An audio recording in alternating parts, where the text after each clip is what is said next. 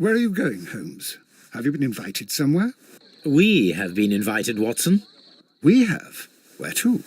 to the Baker Street Irregulars' annual dinner. They sent us an invitation. It is on the table. A dinner? How could those street urchins afford anything like that? I can't understand your interest in them, Holmes. They're dirty. They wouldn't hesitate to steal your wallet. Watson, you should be excited.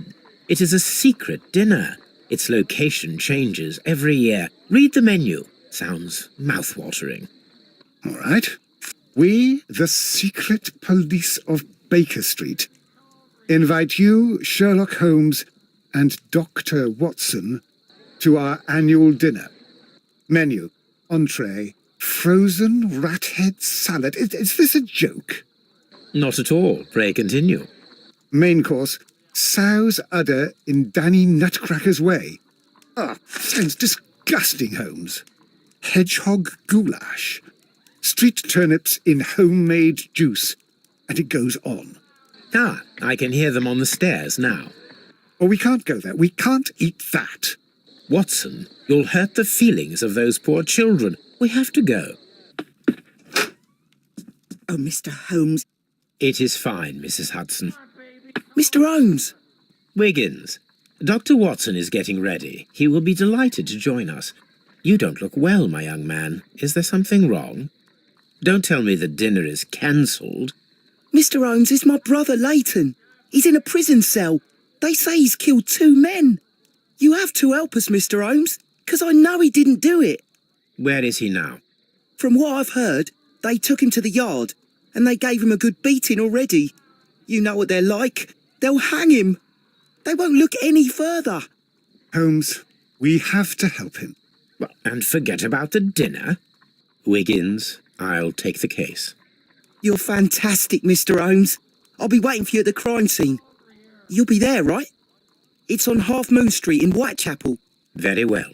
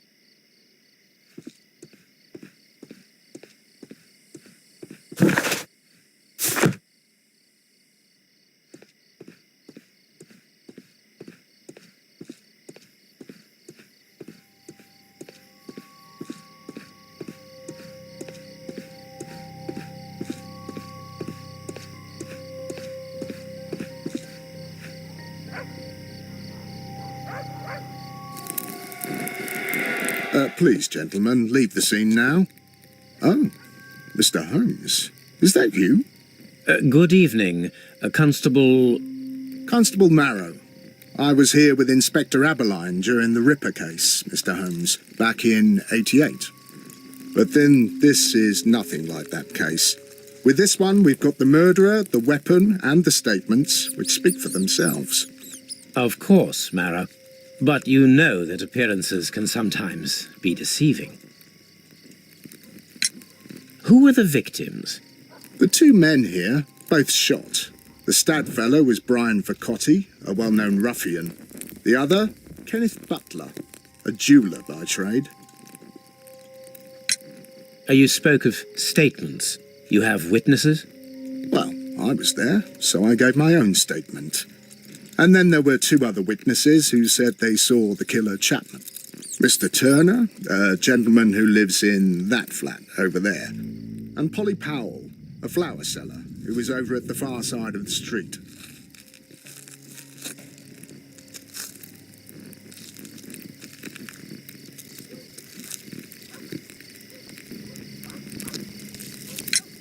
So, Constable Marrow, I should be delighted to hear your testimony.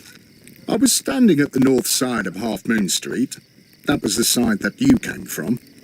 But you would have been unable to observe this part of the street, where we are standing now. That is correct. But I saw the two victims slowly enter Half Moon Street, and then shortly after, the fireworks started. A few minutes after that, the fellow Chapman rushed towards me and ran into Half Moon Street. Please continue. I didn't pay attention, but suddenly I heard a woman's cries and police whistles on the other side of Half Moon Street. I rushed over there and I saw the two dead bodies on the ground. When I reached Whitechapel Street, I saw Leighton Chapman. He'd been caught by two police constables. Did you hear the shots? I didn't hear any shots. The fireworks were all over the sky. They were so loud I couldn't hear anything else. What were the fireworks in honour of, Constable?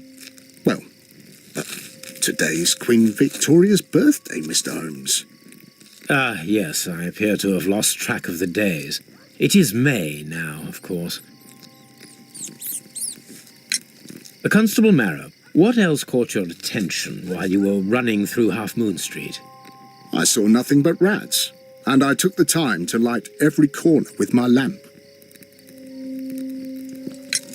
Did you happen to look up at Mr. Turner's window when you were on Half Moon Street at that time? Yes, I saw that the window was open, but no one was there. It was dark in the room. Constable, your statements have been of great value to me.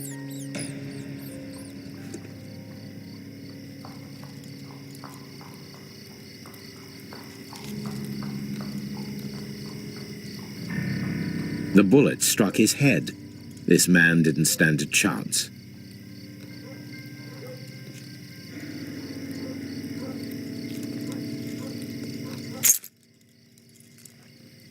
This is an ordinary key. I wonder what kind of door it opens.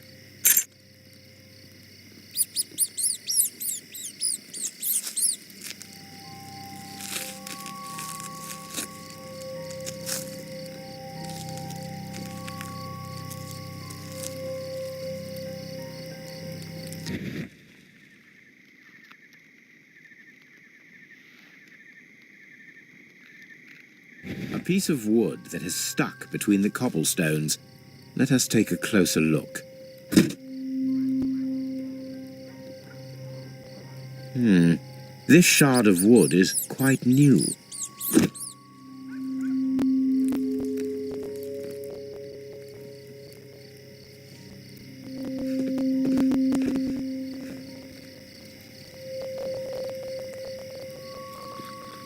He tried to stop the bleeding with his hand. Death was not instant. The bullet penetrated his stomach, a dreadful wound.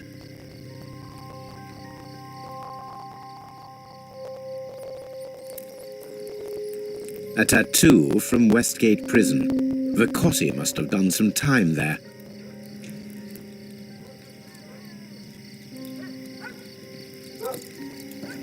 Brian Vercotti suffered greatly. What a terrible way to die.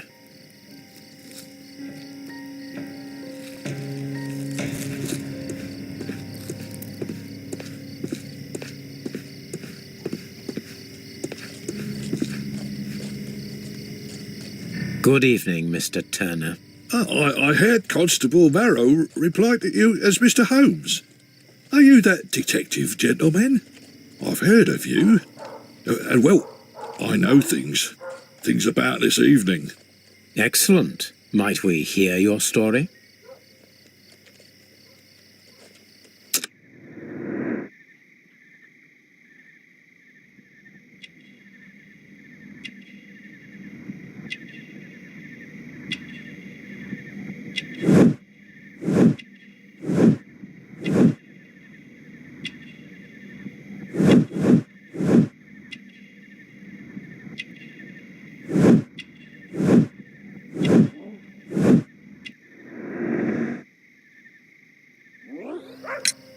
Could you tell us everything that you may have seen or heard? I was already in bed when the fireworks started. A few moments after, I clearly heard 2 gunshots from outside. Please continue. I quickly got up and I grabbed the lamp from my nightstand and I rushed towards the window. I looked down and I saw 2 bodies. And there was a man with a gun who was standing nearby. Where exactly? Well, near this body. Did he notice you? I don't think so. He rushed towards Whitechapel Street without looking around. Mr. Turner, did you see anyone else in the street? No, I saw no one but that man, the murderer, the fellow they caught. Were the 2 shots you heard consecutive? Yes, there was a very short pause between them, and they sounded different somehow. It seemed to me that the second shot was louder than the first. That is an interesting comment. Mr. Turner, what were your actions after you stepped up to the window? I was afraid that the man with a gun might return, so I stayed close to the window till I saw the policeman coming in the half-moon from Whitechapel. Then I walked out to tell them everything I saw. You have helped us a great deal, Mr. Turner.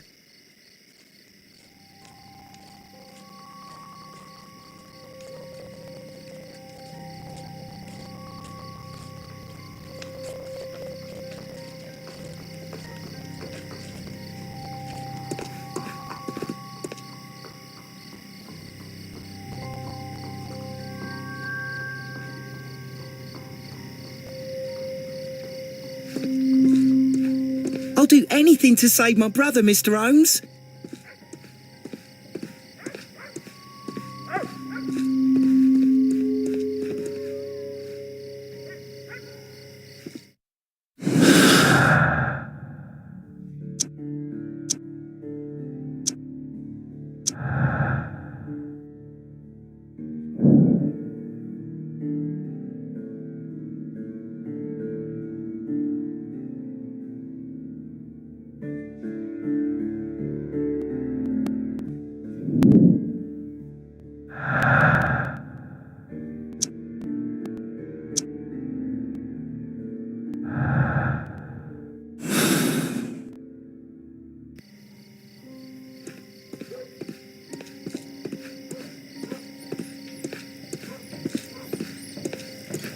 It would be my pleasure to assist you with your investigation, Mr. Holmes.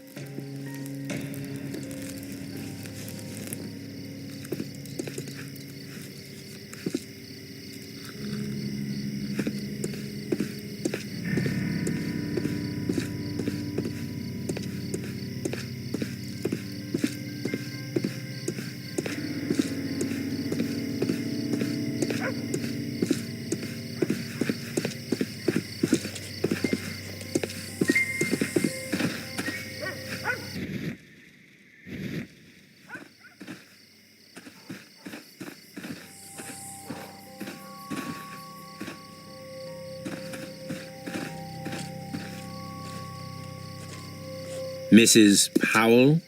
What do you want? My name is Sherlock Holmes. I'm assisting the police with their investigation of the crime that took place this evening. Well, I've already gave my testimony, but very well. Could you tell us everything that you may have seen or heard? Yes. I was selling my flowers as usual, and then the fireworks began, in honour of Queen Victoria. I enjoyed those.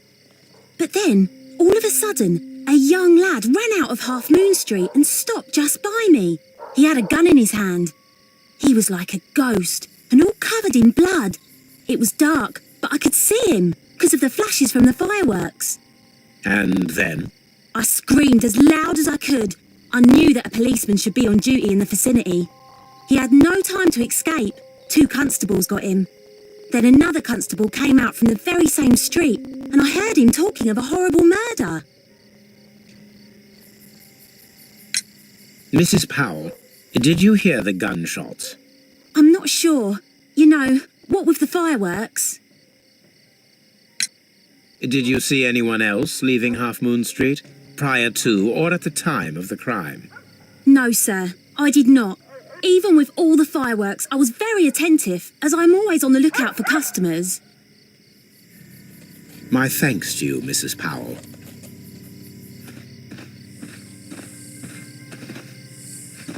This mirror is turned towards Half Moon Street.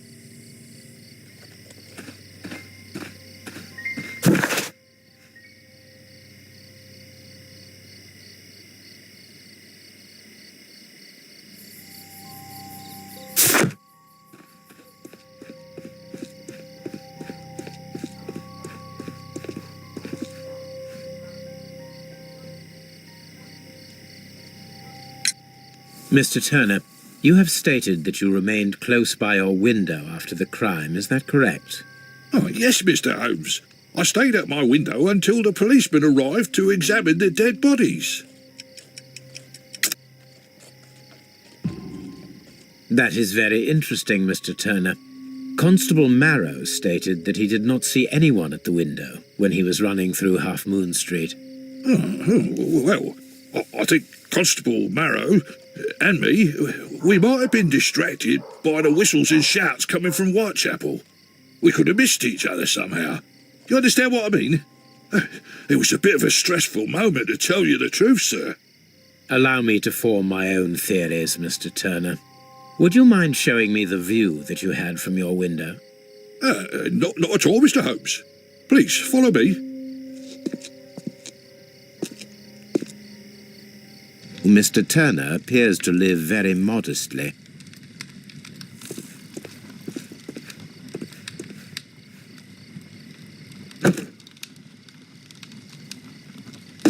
A perfect match. So, Mr. Turner broke his stick when it became stuck between the cobblestones. He did not mention that he was so near to the victims. The books on this shelf are in a mess. It looks as though Mr. Turner was trying to find something in a hurry here a short while ago.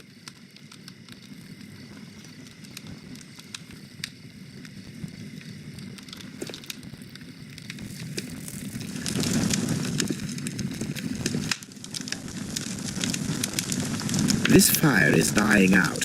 It was last tended to over an hour ago.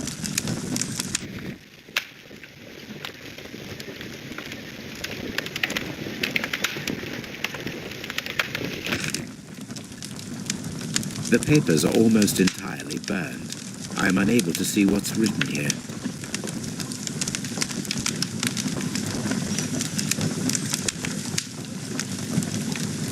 These words are illegible.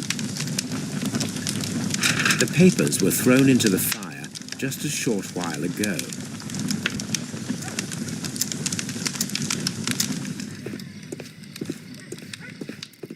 Mr. Turner was roused from his bed by the sound of gunshots.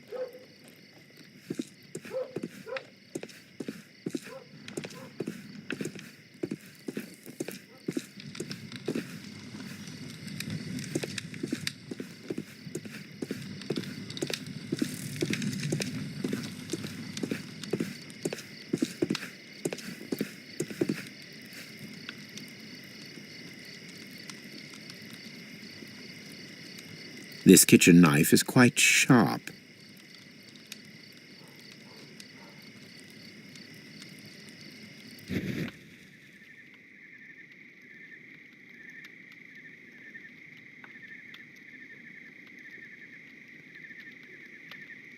There are pieces of shredded paper scattered over the table. His kitchen knife was used to cut the paper.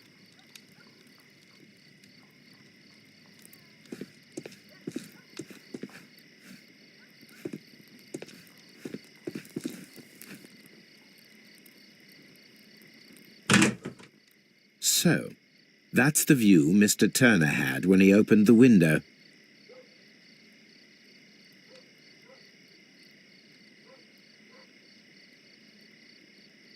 The dead body of Kenneth Butler. Brian Vercotti's contorted corpse. Mr. Turner had a perfect view of the crime scene, He saw the bodies clearly, and Leighton Chapman standing over them.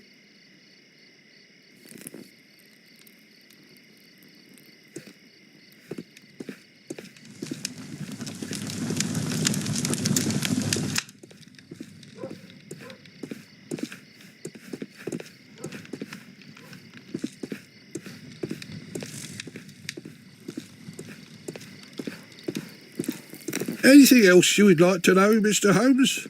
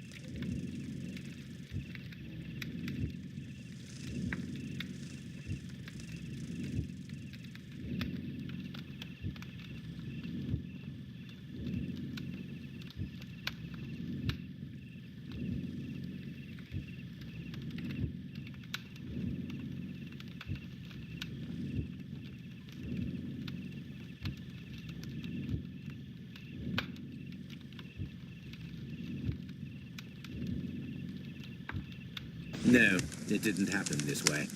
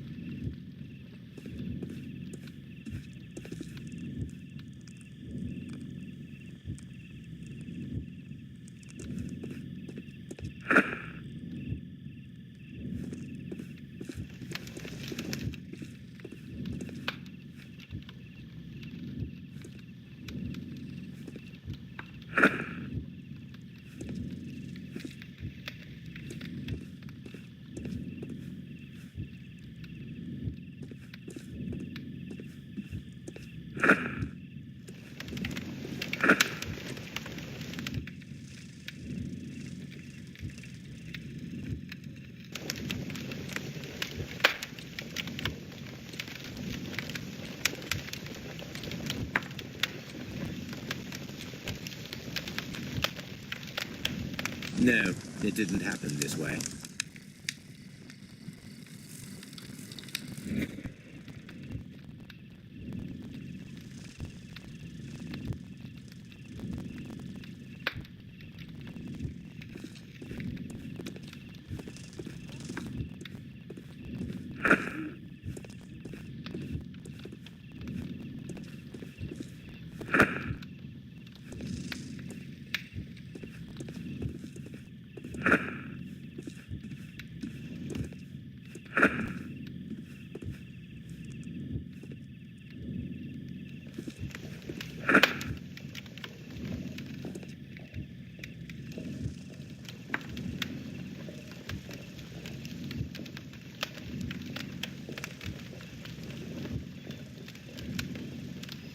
No, it didn't happen this way.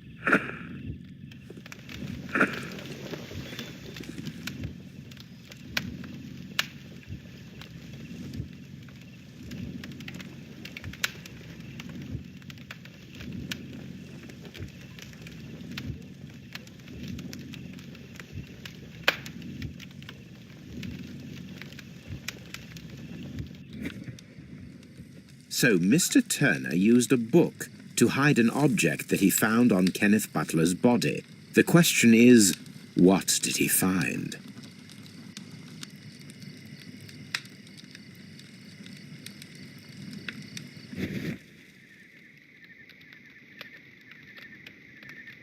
I can see prints from greasy fingers upon the cover of this book.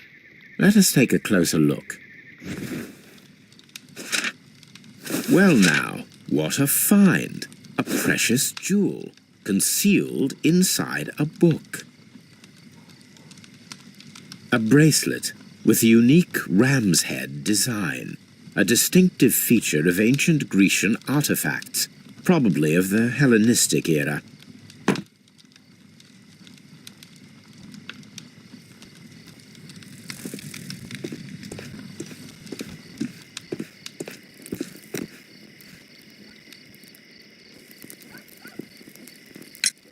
Mr. Turner, how would it be possible for a man of advanced years, such as yourself, to rush from his bed to the window in a matter of seconds, as you have stated?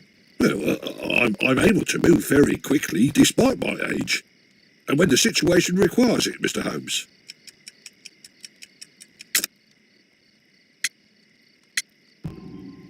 I highly doubt that, Mr. Turner. I observe that you suffer a severe limp due to your injured right leg. It would have taken at least 10 seconds for you to approach the window. That means you could have easily missed something or someone in Half Moon Street during that time. You're right, Mr. Holmes. I could have missed something. But it did seem to me that everything happened so quickly. Oh, time can pull tricks on you. And what of everything else that you told us? Mr. Turner, it is vital that we have your complete and true statement. Mr. Holmes, I do assure you that the other things I said were most sincere. Mr. Turner, you were not sincere with me. Not then, and not now. But Mr. Holmes... This, Mr. Turner, does not look like anything that a poor man might possess. It is worth more than the home that you live in.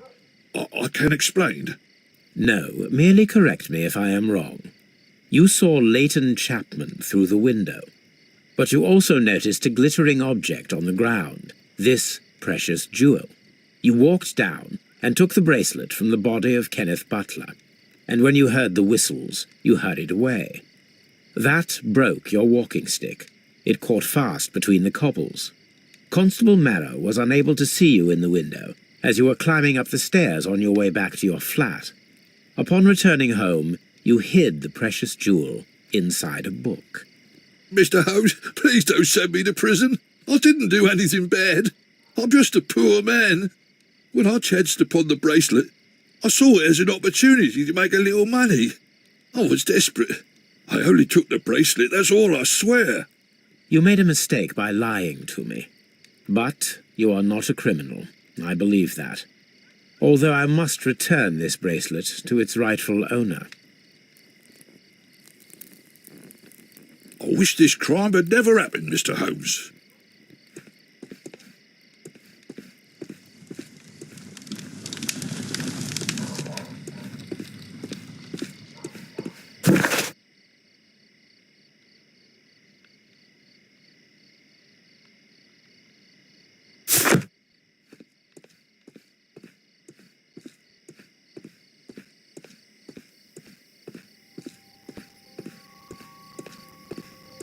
I'll do anything to save my brother, Mr. Holmes.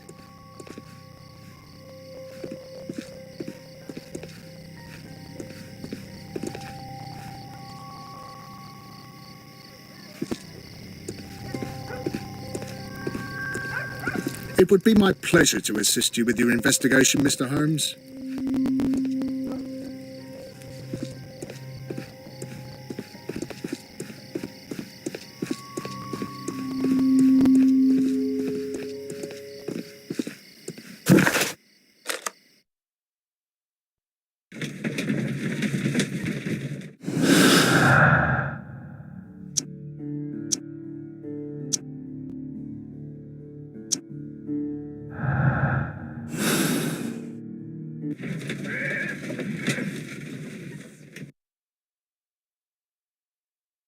Mr. Holmes, whatever brings you here so late at night? I'm interested in the case of young Leighton Chapman. He was arrested earlier this evening and accused of a double murder. I beg your pardon? That case is quite clear to the police. Or are there any new facts that we don't know about? Who knows, Inspector? Look, you are free to investigate, of course, Mr. Holmes. Chapman was arrested with a revolver in his possession, which you can find in the evidence room. The suspect himself is in custody. Did you find anything else on his person? A few personal belongings. Nothing particular, Mr. Holmes. Thank you, Lestrade.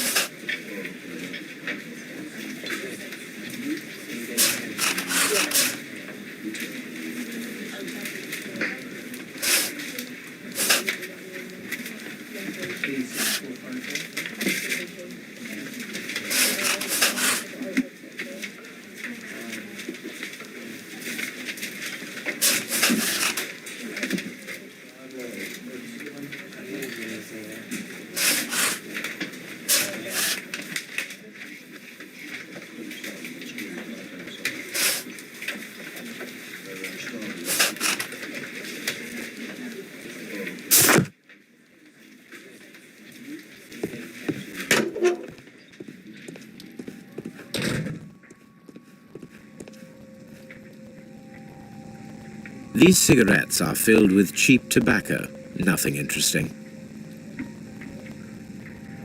A cheap watch, bought with his own money, no doubt. So this is the gun that Leighton was holding when he was caught by the police. It is a Webley revolver, a reliable weapon. It seems as though the shells were not removed from the cylinder.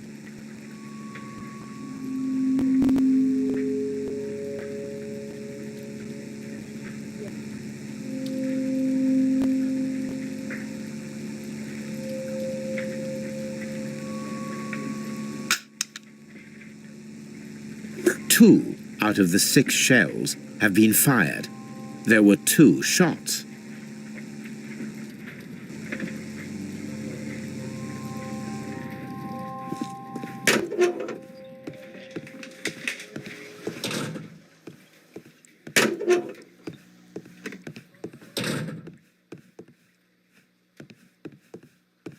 Please escort this suspect for interrogation. Good evening, Mr. Chapman. Who are you? I've got nothing to say. It's all a mistake. Calm down, Leighton. I have come here to help you. To find out if you truly are innocent, as your younger brother Wiggins has told me. My brother? You know him? Then that means you're... Sherlock Holmes. Oh, blimey. All right, Mr. Holmes. I'll tell you everything.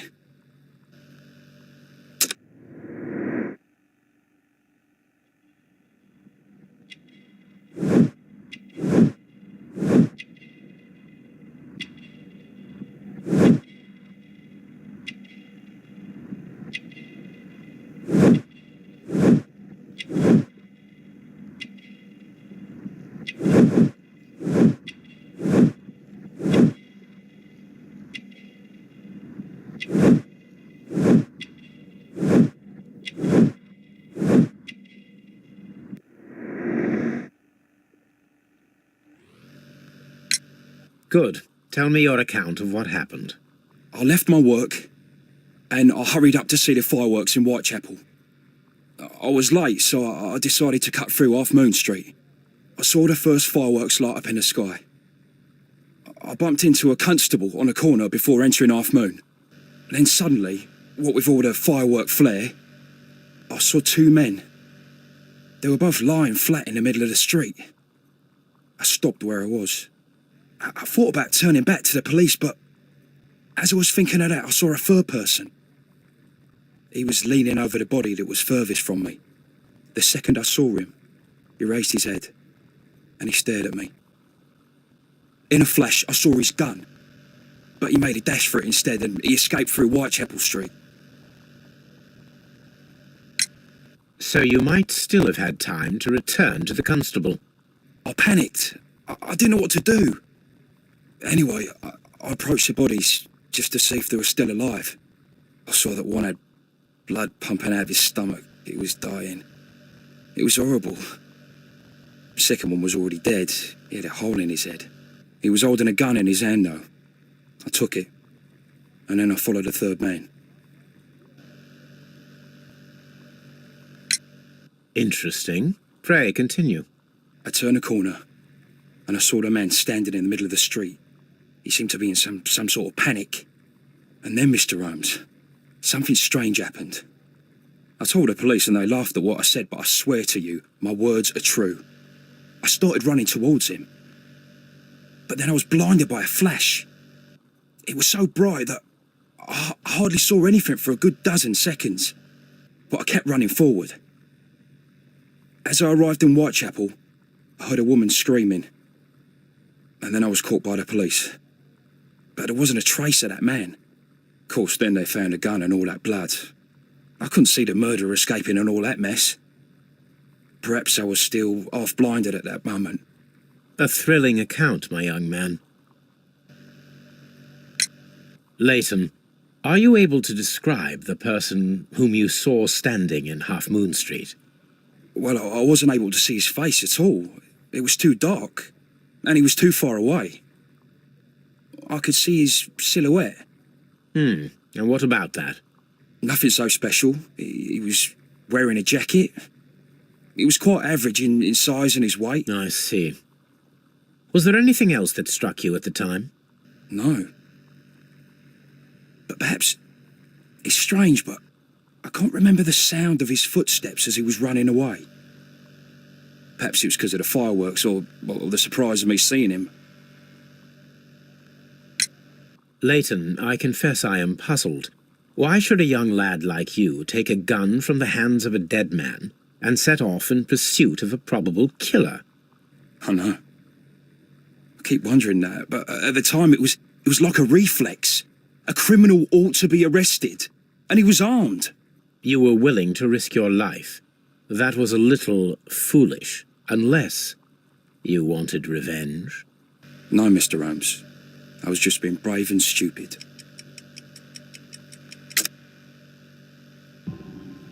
I'm sure that you were, but I believe that you may have recognized one of the victims, Brian Vercotti. You knew that gentleman well, did you not? However could you know that? You have a typical tattoo of the Westgate Brotherhood upon your hand. I observed exactly the same mark upon Mr. Vercotti. You came to know him from your sharing a past prison sentence. Am I correct, Mr. Chapman? God. You're right, Mr. Holmes. Would you tell me a little about Brian Vercotti? We were convicted for a robbery. Once in prison, both of us joined one of these fraternities. During that year, we tried to help each other out, you know? You were quite young then, I believe. Yes, Mr. Holmes, we were.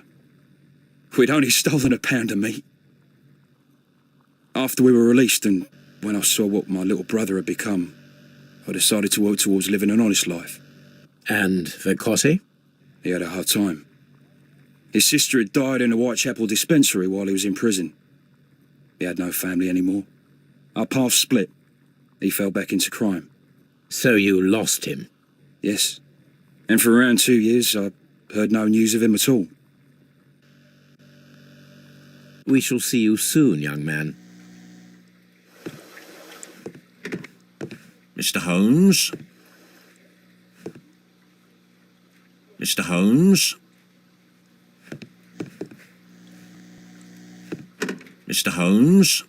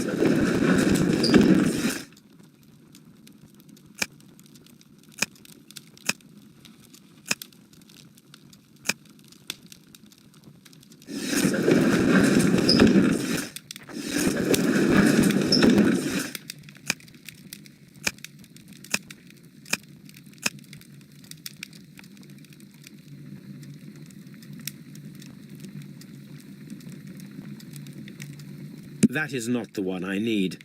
That is not the one I need.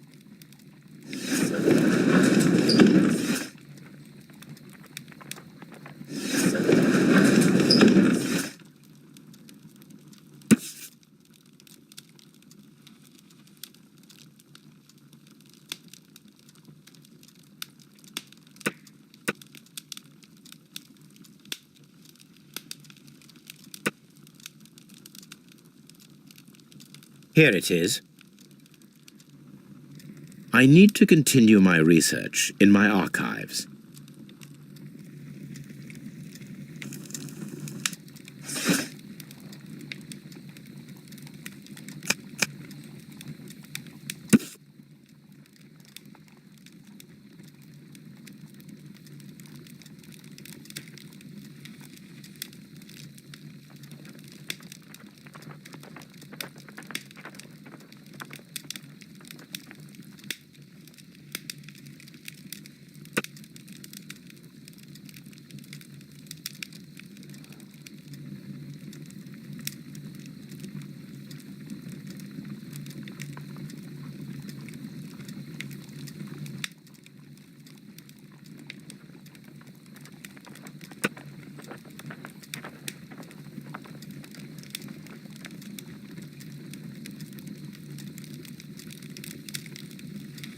Here it is. One of the victims, Kenneth Butler, was involved in the story of the stolen Hellenistic treasures. A visit to his pawn shop should tell me more.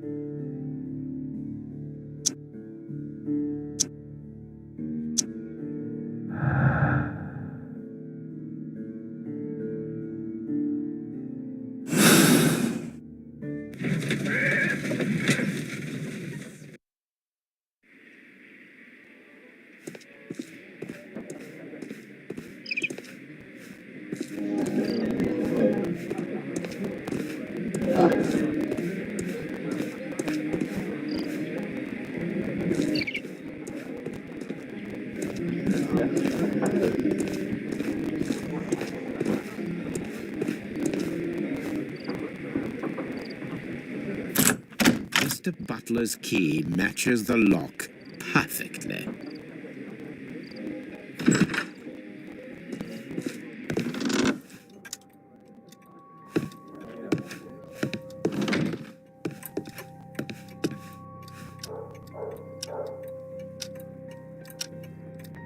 Crampons and a sharp ice axe would only be brought here by a mountaineer.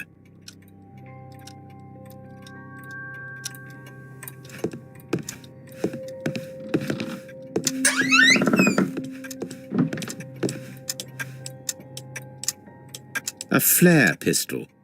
Perhaps it was pawned by a destitute sailor.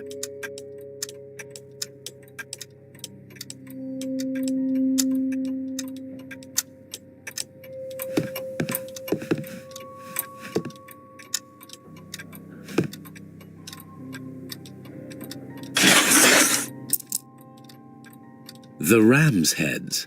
This necklace belongs to the 5 Rams of Mittelin collection. Interesting.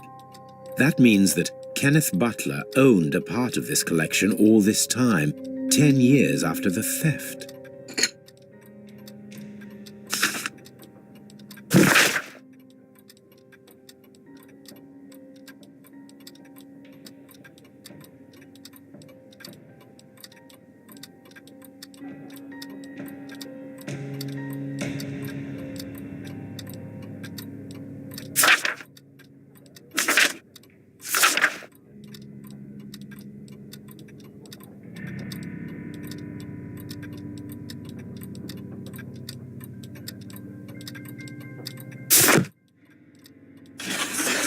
It looks as though Mr. Butler kept a careful record of his operations.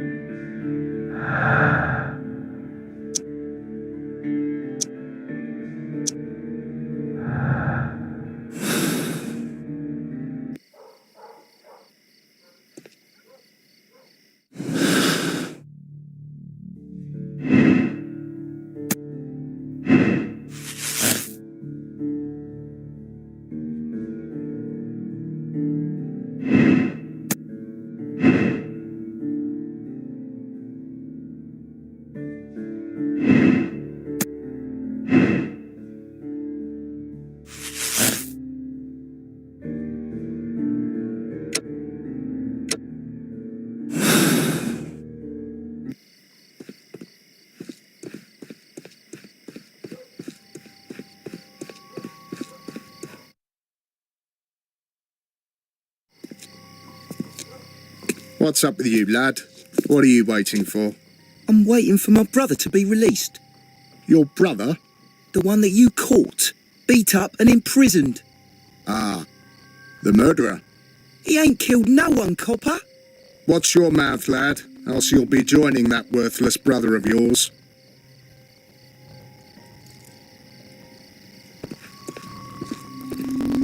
It would be my pleasure to assist you with your investigation, Mr. Holmes. Mr. Holmes, did you see my brother at Scotland Yard? Is he all right?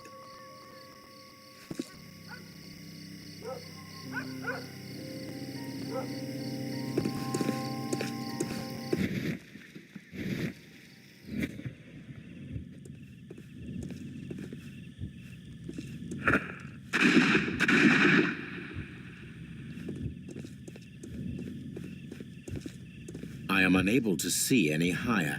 I need to find something to lift my lamp.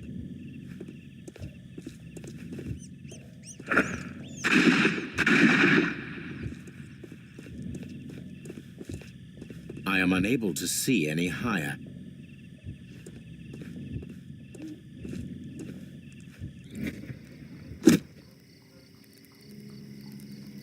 This should be useful.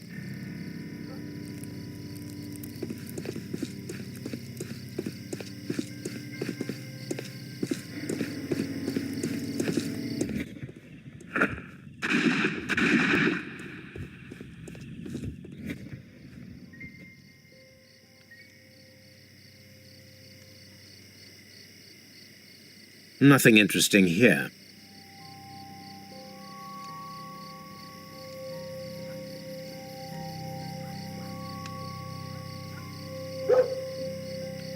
Nothing interesting here.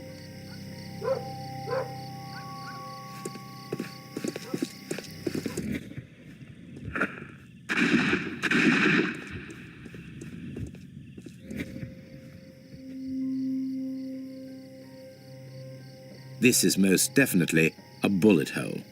The brick cracks are fresh. Watson, there was a third shot fired in this street.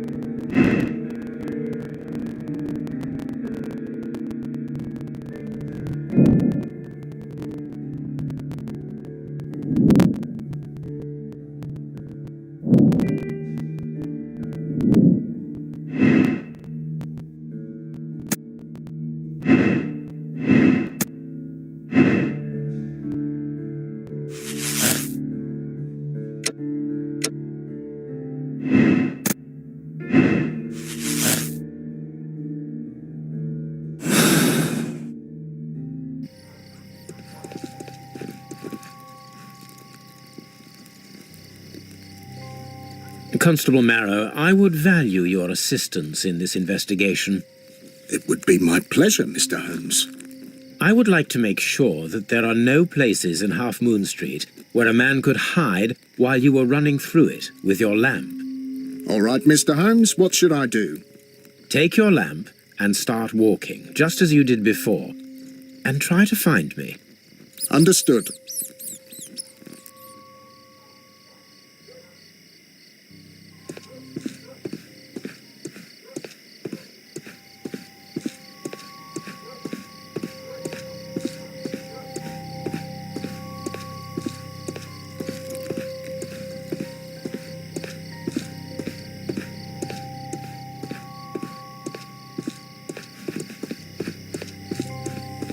No, this is not how I walked at the time of the crime. I was more attentive. Let's start over again.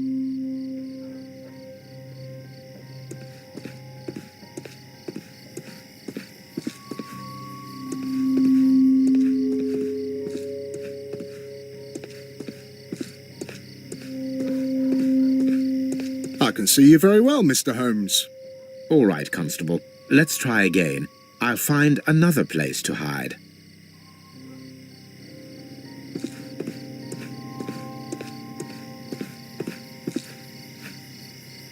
Here you are, Mr. Holmes.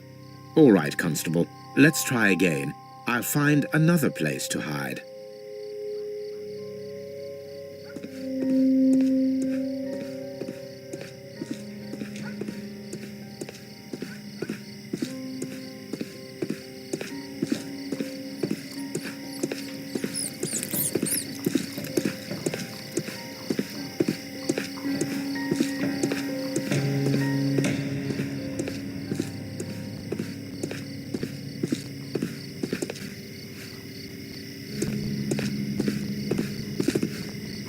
Mr. Holmes, it wasn't difficult to find you at all. It is obvious now. No one could escape Constable Marrow's lamp while hiding in the street.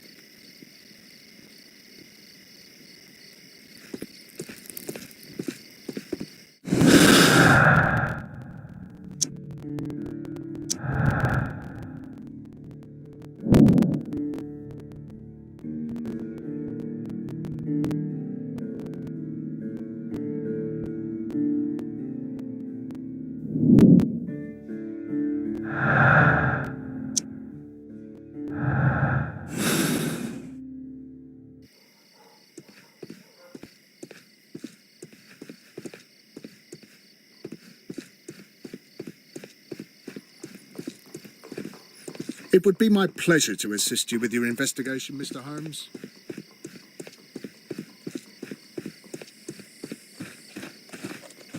young man, and already a murderer.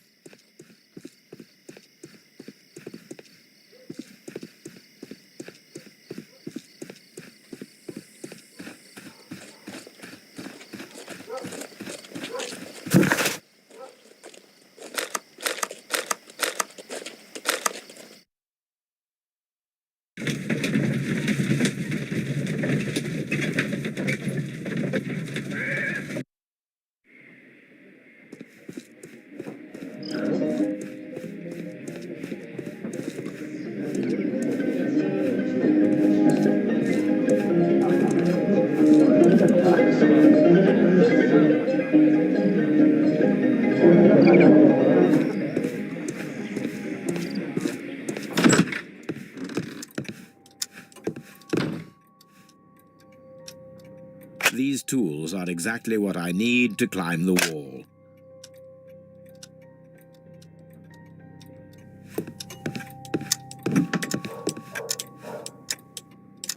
This is exactly what we need in order to imitate the flash of the fireworks.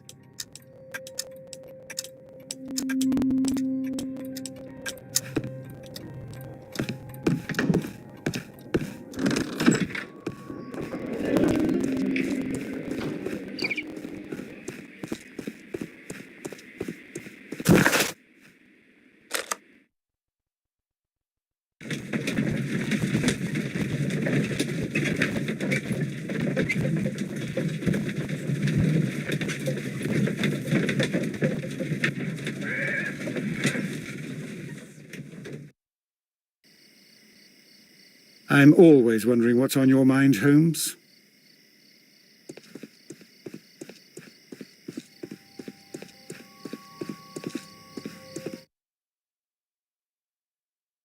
Why are you looking at me all the time like that? I'm just watching you, lad. I never know what to expect from people like you. People like me? Yes, street beggars and thieves. I ain't a thief. Oh, no? Then where did you get whatever it is that you're gnawing on? I very much doubt that you bought it. What ain't seen can't hardly be stolen.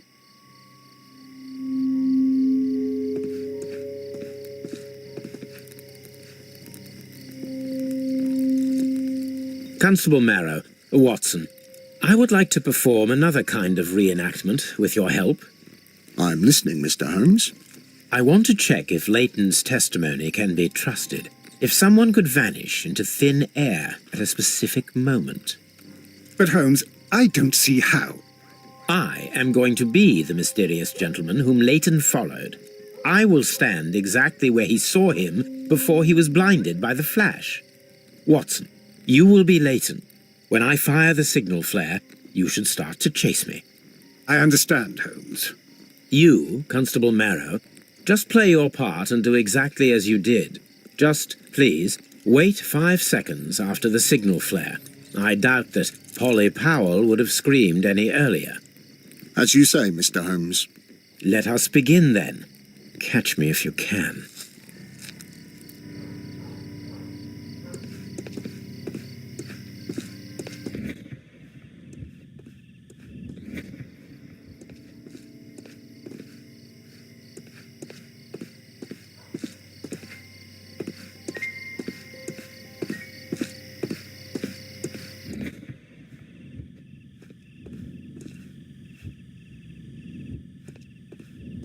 This wall is cast in shadow. It would be difficult to see anyone scaling it.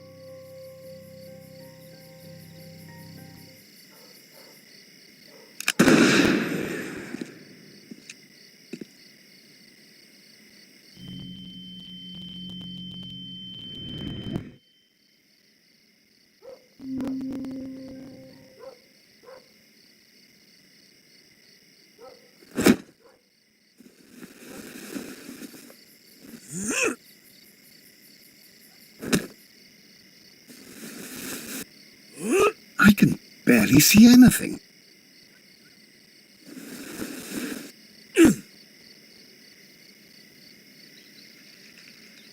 Holmes?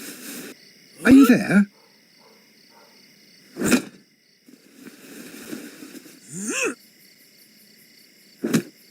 I should try climbing faster.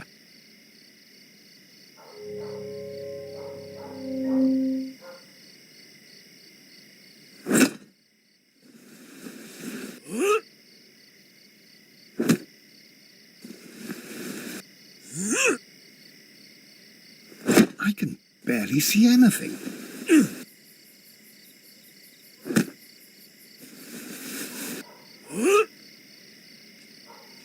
Holmes? Are you there?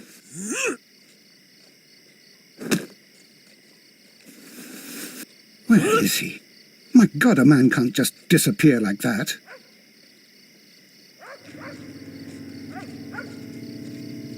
Holmes? Holmes? Where are you? I cannot see you, Mr. Holmes. Dr. Watson, it seems that Mr. Holmes has disappeared. Don't worry, gentlemen, I am up here, above your heads. How on earth did you get up there, Holmes? I am using crampons and a climbing axe, although the person we are looking for did not leave any traces of such tools. Constable, is there any way to get to the top of this building? Yes, Mr. Holmes, I can show you. The door to the building can be found from Whitechapel Street. Gentlemen, I am on my way down.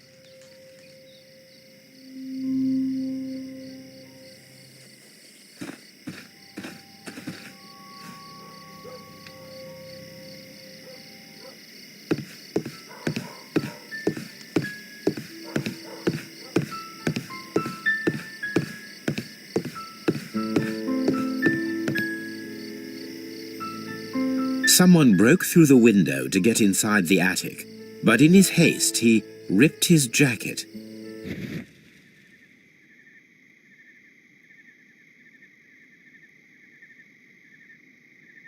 A cluster of thick black threads. They're unusually strong. I should examine them under the microscope.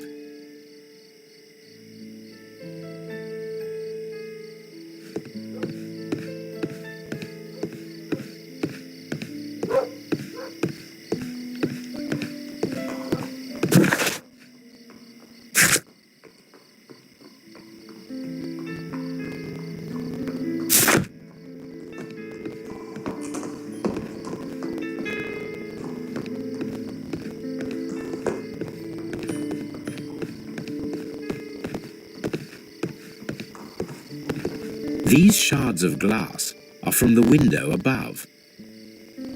We can conclude that the person whom Leighton saw climbed up the wall, broke into the attic window, and escaped through the hatch.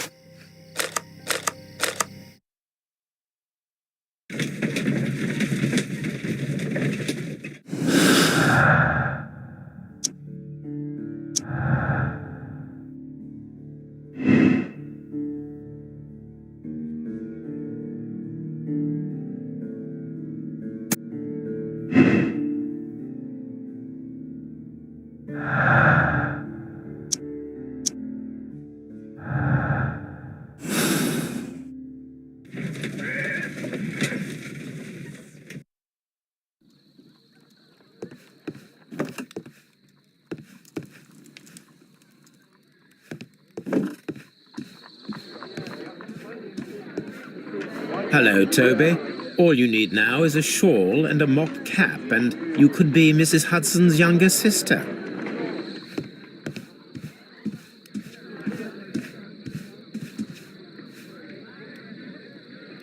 Let us take a closer look.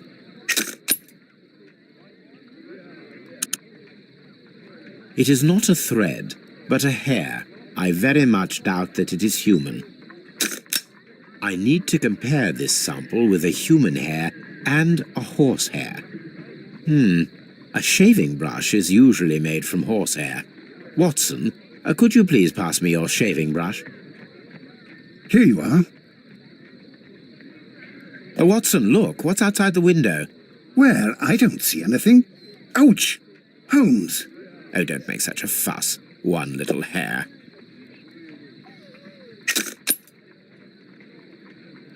Human hair is significantly thinner than the black sample.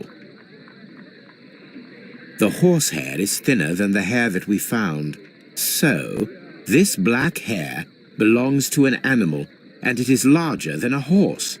A hair from a large and exotic animal.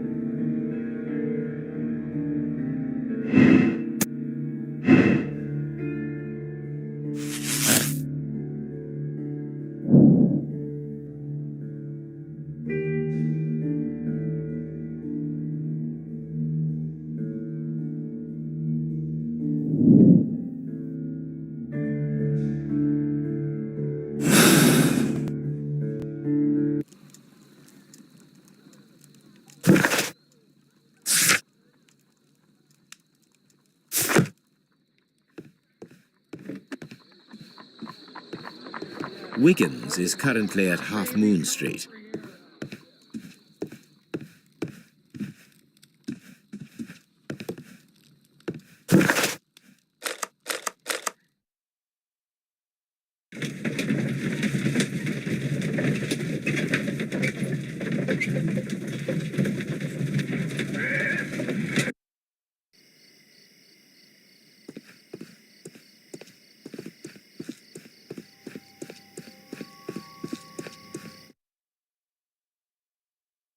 Wiggins, my lad, what are you doing here? You'd best be leaving and be quick about it.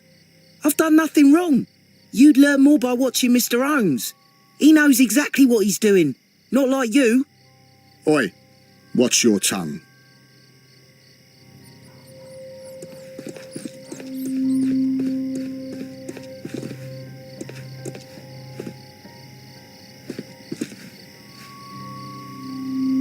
Mr. Holmes?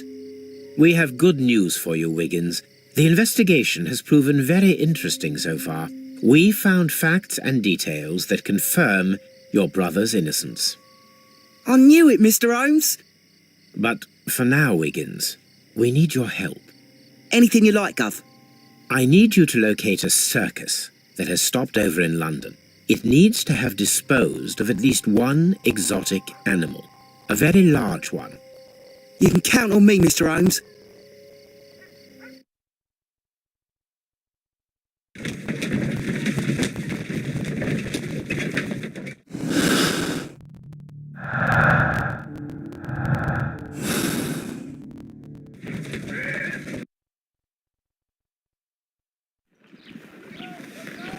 I do hope that those children don't get into trouble, Holmes. Don't worry, Watson. I predict some news in 7 seconds. Mr. Holmes, we found it. Here it is. And this is a young Indian elephant, the highlight of the show. Duval Brothers, a well-known travelling circus that is currently stopped in London. I believe that is exactly the type of circus we are looking for. I'll pay it a visit.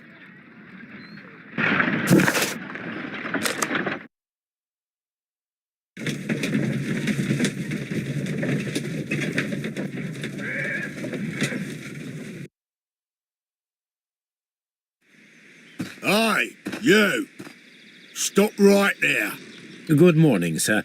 Pardon me, but why am I not allowed to walk around here? Because it's private. Well, I only wanted to meet the artistes. You're wanting to apply for... Nah, you don't look like the type of, artistic lockpicker that we're looking for. You might be surprised. What? Nah, I don't think so. Clear off.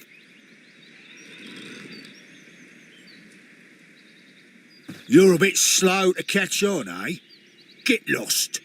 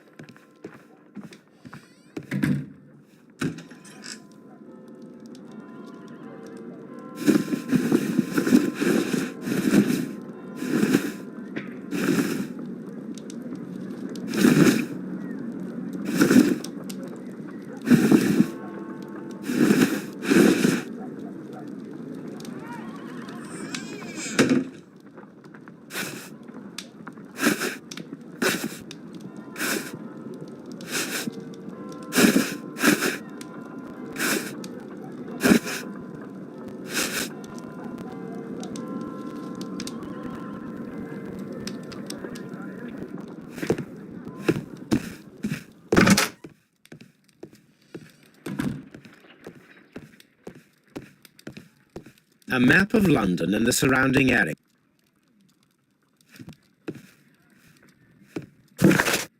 I would be easily recognized without facial hair.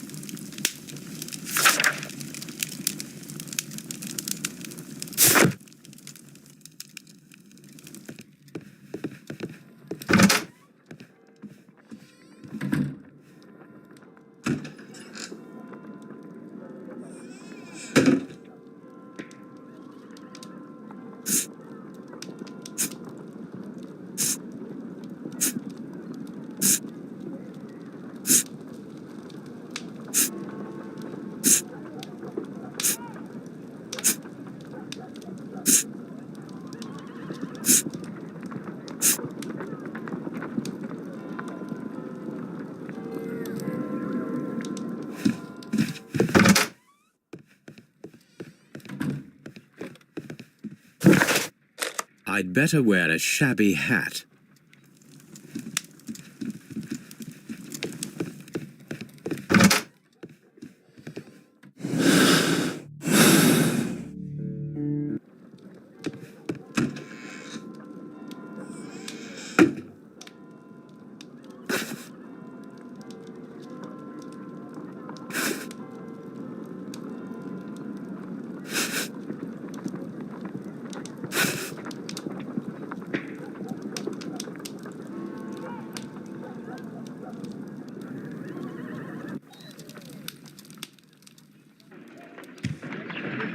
Stay where you are. What are you doing here, and where is Sherlock Holmes? Calm down, Watson. Take deep breaths now. It's me. Oh, thank God, Holmes. I can't get used to your disguises. Thank you, Watson. That means I am ready to go.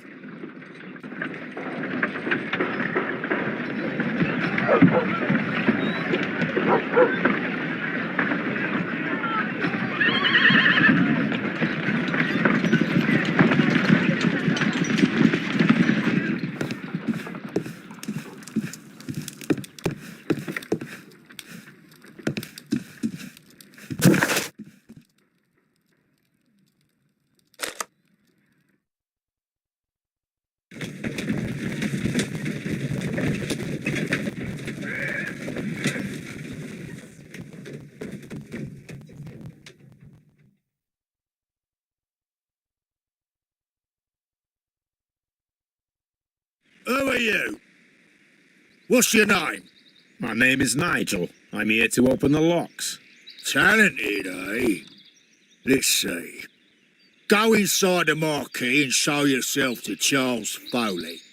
And I'd highly advise you not to trick him. Got that? I've got it.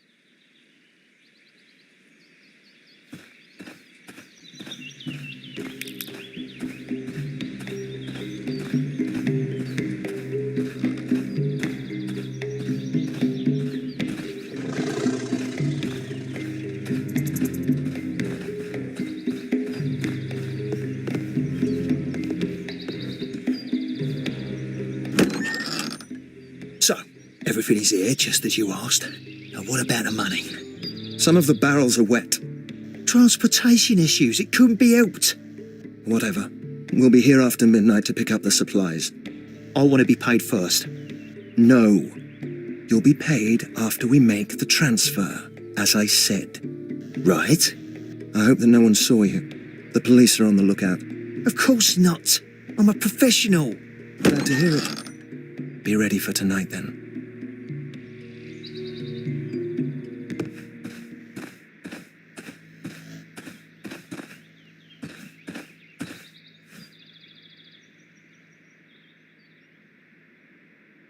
This wooden barrel is damaged. It is difficult to say what is inside.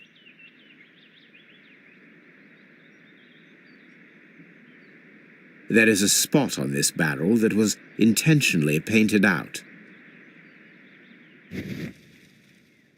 The crest of the Honourable Artillery Company. Could it be gunpowder? I need to be sure.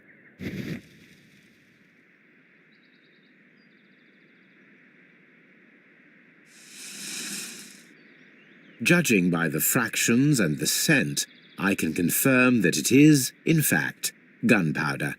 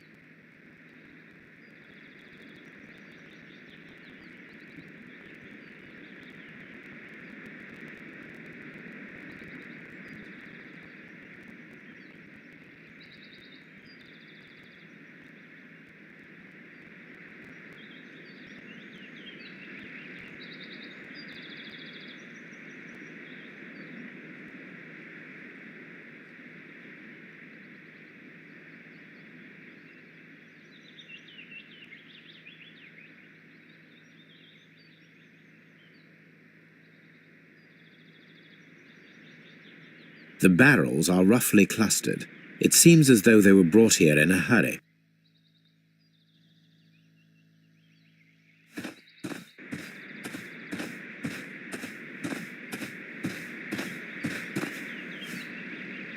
This printing press is old, but still quite capable of printing hundreds of pages per day.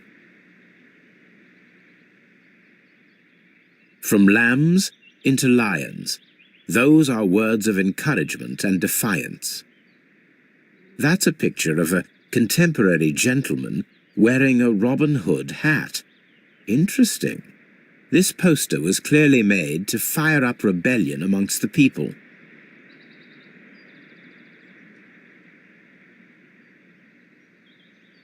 There are enough posters to paste across half of London's walls. Powder kegs, a printing press, and a great many blank papers. All of this was stolen by the Merry Men quite recently, and these poster samples. I am quite sure it is not a coincidence. The Merry Men are planning some sort of sabotage. Stop right there. Who are you? Are you Charles Foley? Maybe. They say that I can open any door. Do they now? We'll see Sherlock near the chains on a table over there. Open that.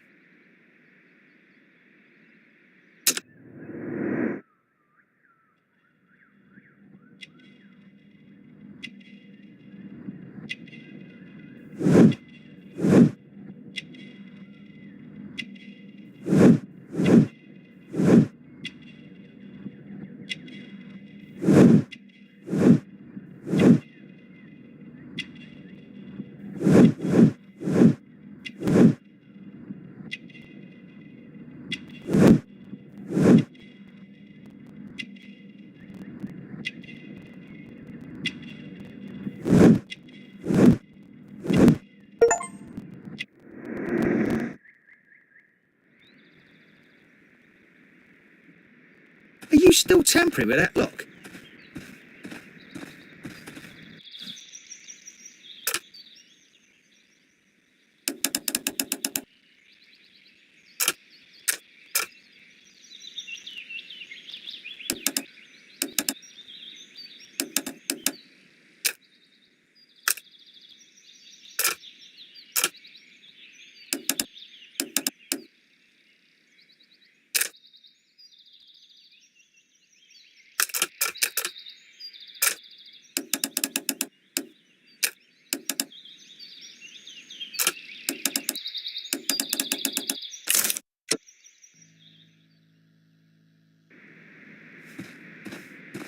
I need to find out what's behind this Charles Foley.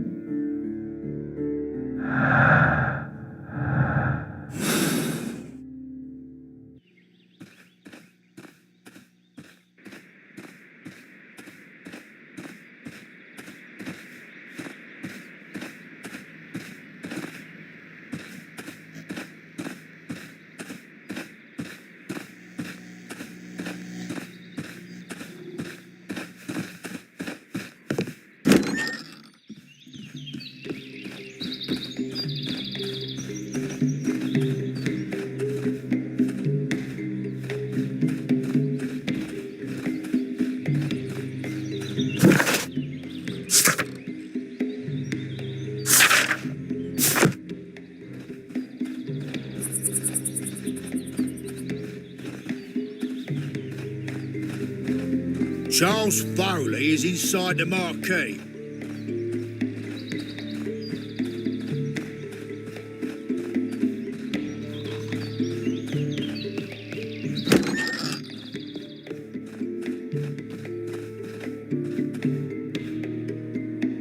Ah, well, they're right. What's your name? Nigel Shirley, from York. Ah, Nigel from York. Never heard anything about you. How'd you hear about me?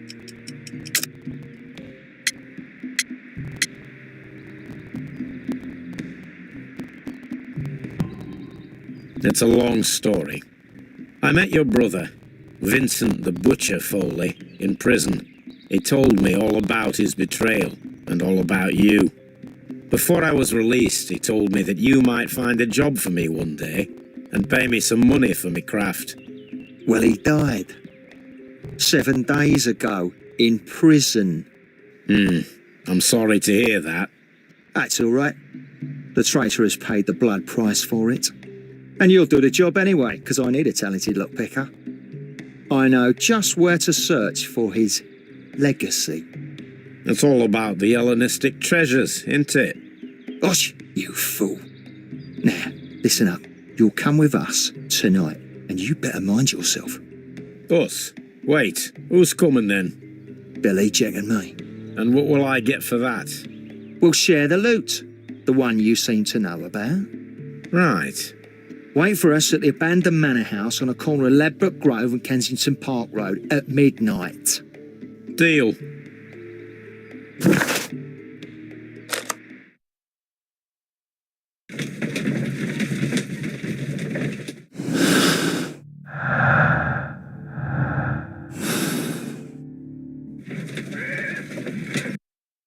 Here I am at the manor. Somewhere inside it are the Hellenistic treasures.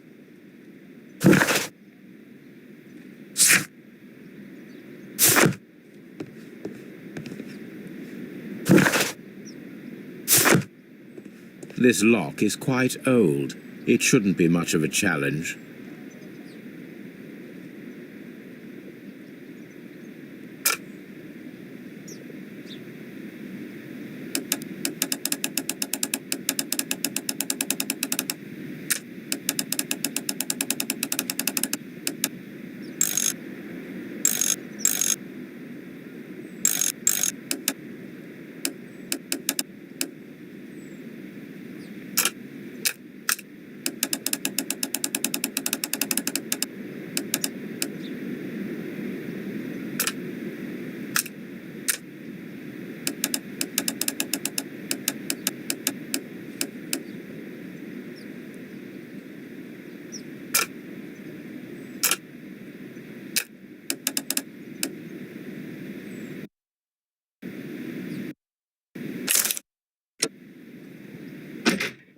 I need to find where the safe is hidden and lockpick it.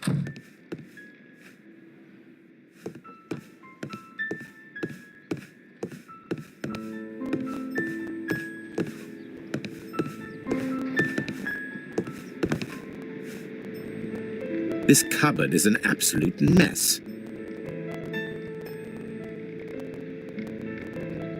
Several books have fallen from the shelves. It seems as though this cupboard can be moved. I'll give it a try.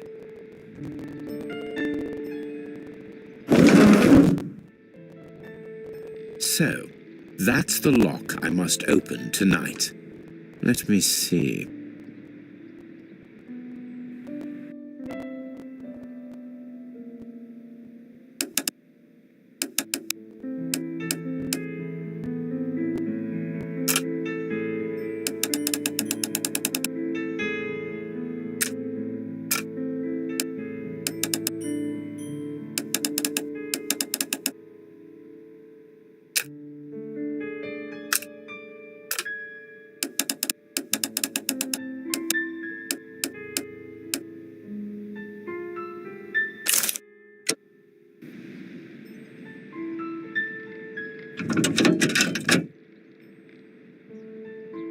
What a surprise! Another lock. And I won't be able to pick it. I recall that precious key around Foley's neck. It might prove a decent fit. I suppose they hired me to only open the first lock. Let us wait for the thieves, trap them, and find out. Let us check the thieves' possible escape routes in the event that they are caught off guard by the police from the front door.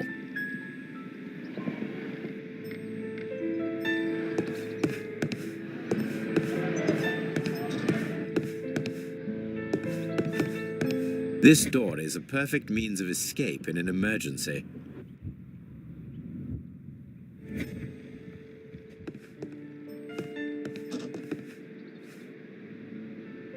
This door leads to a kitchen, which holds the shortest route to the back door.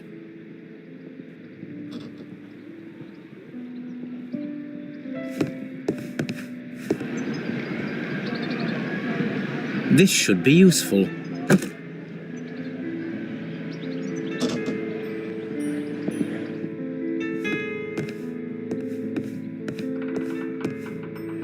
The ground floor window is a perfect way to escape the police.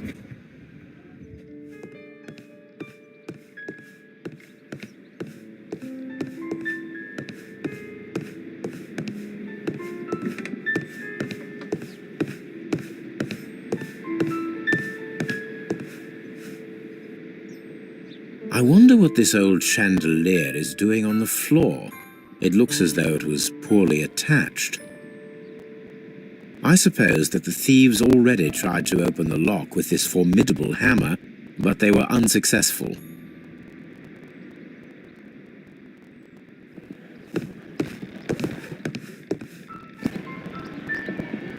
Oh, that's a lovely old carpet.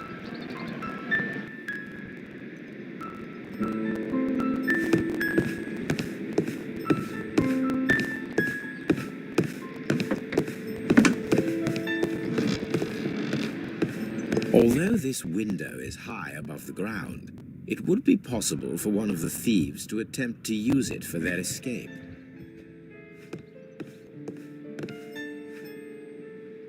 This should be useful.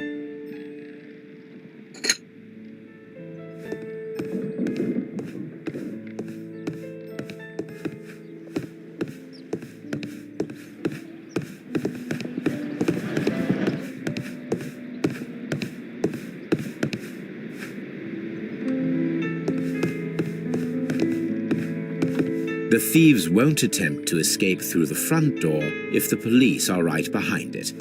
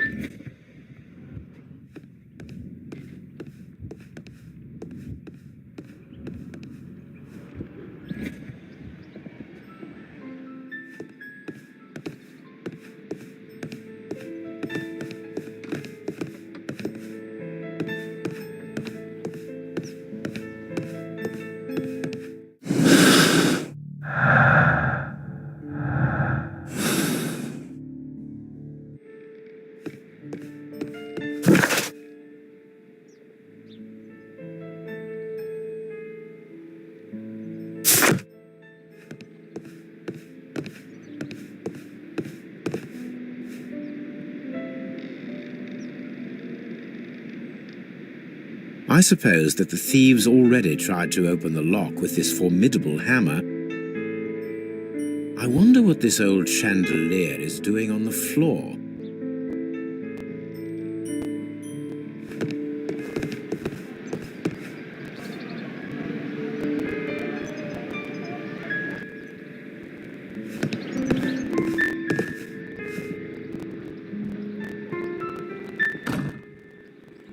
The door is now blocked.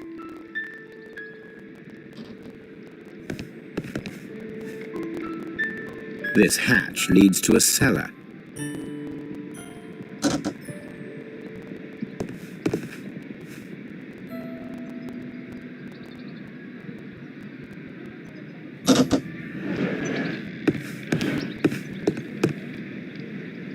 This should be useful.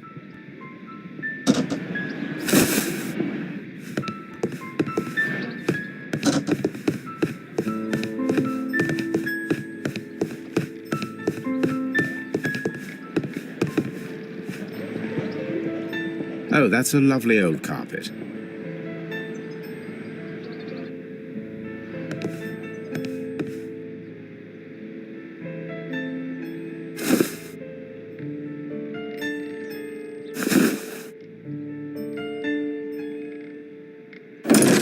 anyone takes the hammer, the rope will uncoil and make the chandelier fall.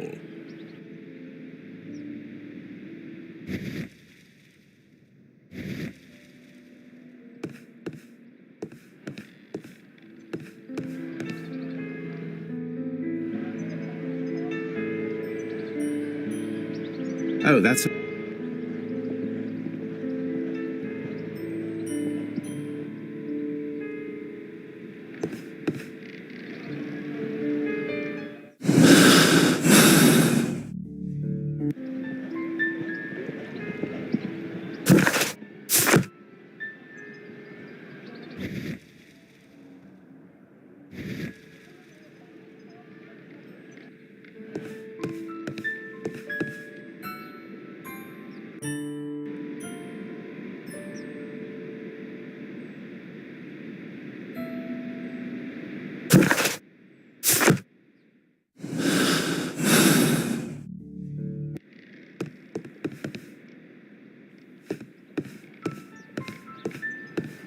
The door is now blocked.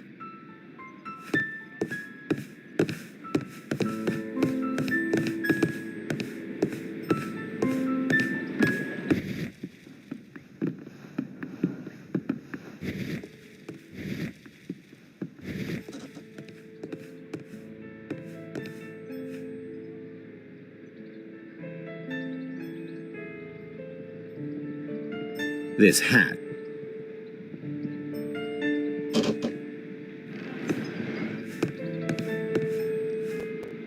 This door is a perfect means of escape in an emergency. The door is now blocked.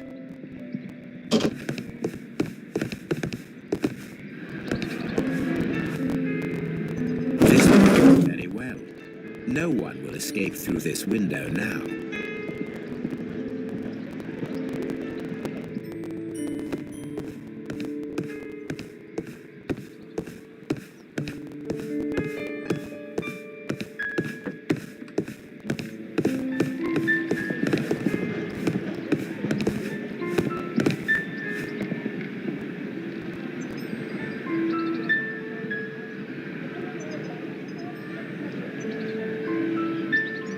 One step on these beads, and our thief will go flying. I should walk carefully here, else my plan will be ruined.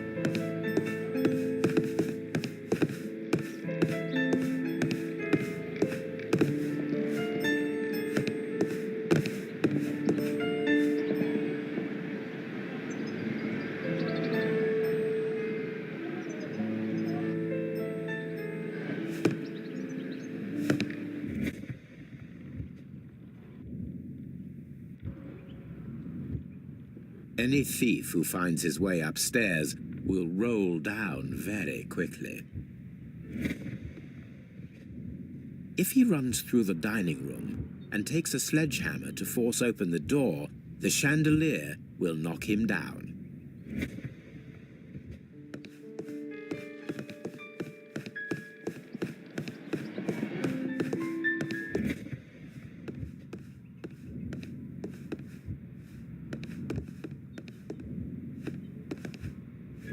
This door is a perfect means of escape in an emergency.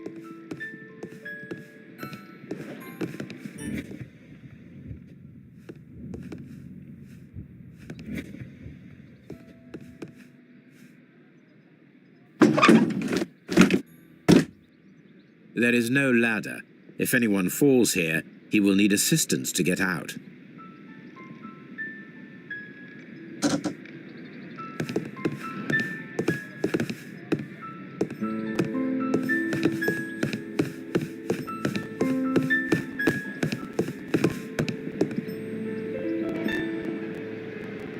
This should be useful.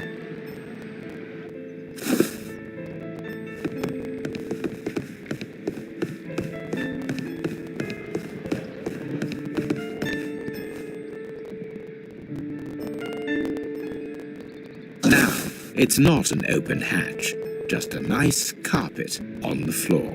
I should walk carefully here, else my plan will be ruined.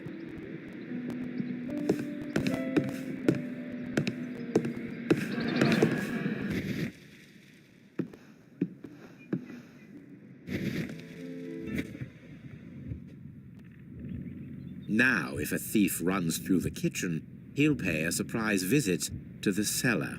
The traps for my circus companions are all prepared. I can leave now, but I'll return later with Charles Foley and his companions.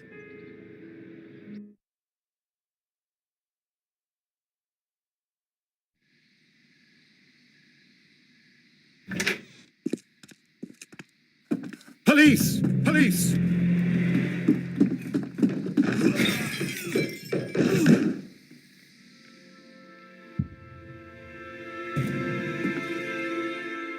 Stop where you are!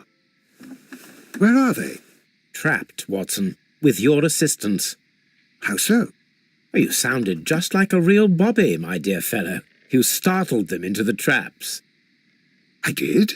I assure you, Watson, it was quite an entertaining show. They will not escape the house now. You scum! And this is the pistol used for the murder in Half Moon Street. How'd you know about that? Have you closed the case yet, Sherlock? Mycroft, what are you doing here? Did you follow me? Sherlock, it may seem that I used you, but you should be pleased to know that you have served our Queen well, in this instance. So now, let us catch the big fish. But this man is not one of the merry men? No. Then why exactly are we here, Sherlock? This gentleman, Charles Foley, has been involved in a double murder, and the hunter of a set of valuable antiques, the Hellenistic treasures, which disappeared in a theft many years ago. You're no better than the coppers!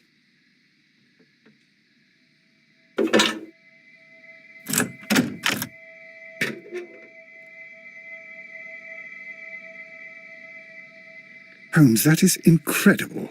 The Hellenistic treasures. Indeed. Nothing but trifles. Where are the merry men? I don't know why you are asking me, Mycroft. They are yours to find. I'll see you soon, dear brother.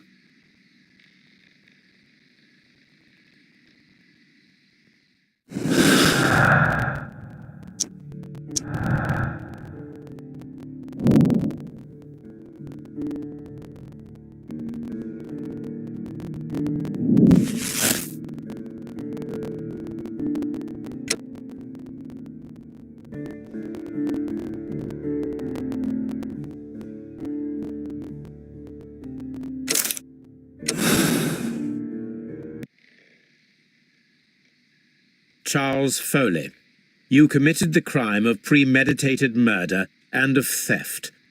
You will be severely punished for your deeds. You are pitiful, you Scotland Yard dog. Save your words for the gallows. I'm sure the journalists will love them. I shall leave now, Watson. Gentlemen, please take our friends here into custody. Where are you going? I have unfinished business. I'll see you at Baker Street.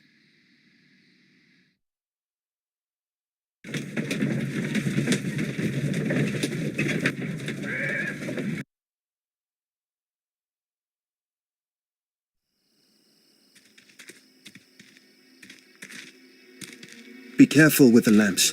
Don't bring them too close to the barrels. Good evening, gentlemen. Who's there? That is of no importance. What matters is who you are and the plans that you have here. So you can stop us from carrying them out? Eventually, yes. Hey, careful.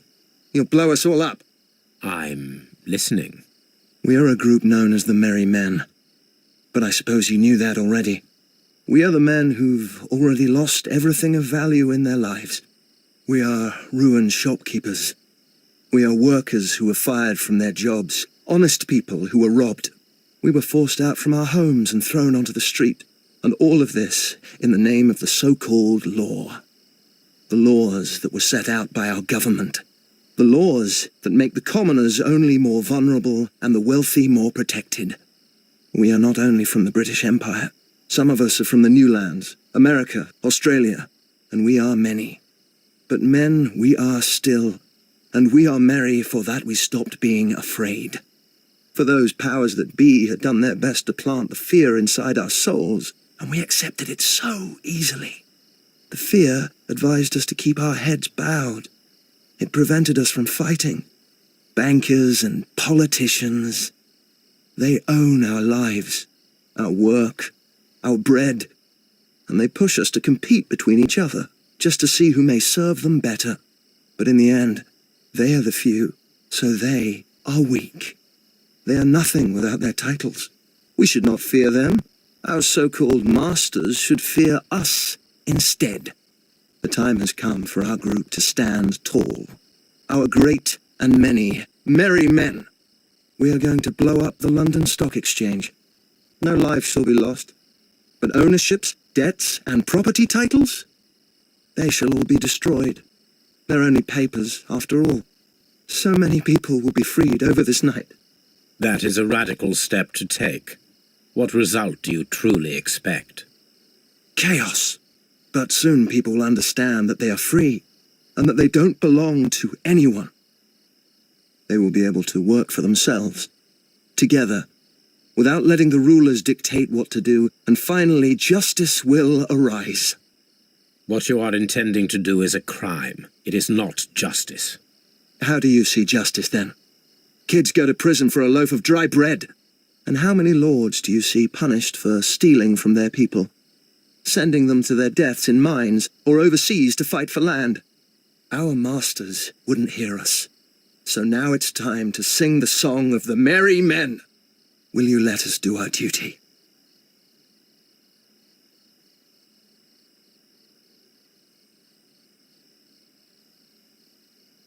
When the law serves only the few, it can no longer be trusted. Every man is equal, and he has a right to choose his own way. And I shall not stop you.